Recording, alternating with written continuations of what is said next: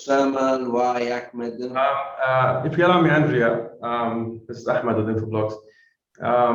I think one of the core elements that we require at this stage, perhaps in a country also like Jordan, is education and is awareness for the people, because this requires the buy-in from everyone. And we need to learn our lesson, not only from when the pandemic hit.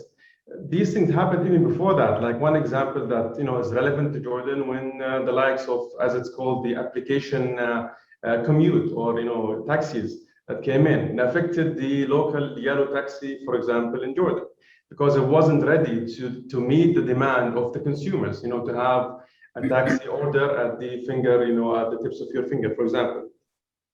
And like my colleague here, Loai, mentioned before, this digital transformation reach, and demand is gonna become way beyond the borders of your country. So, for example, banks could be established globally that could have your, local people as their customers, rather than, so you're gonna be competing with businesses and organizations that operate from a completely different part of the world.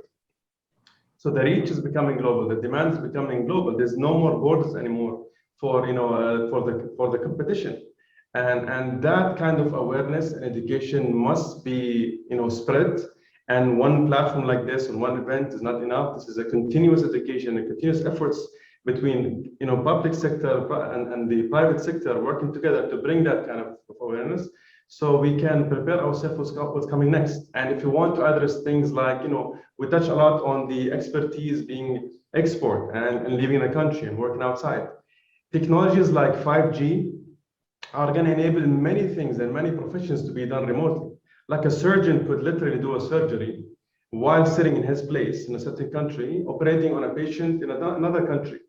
So embracing these technologies in a country like Jordan might be an answer in the modern world of how we can maintain our expertise and people inside the country while providing their services globally.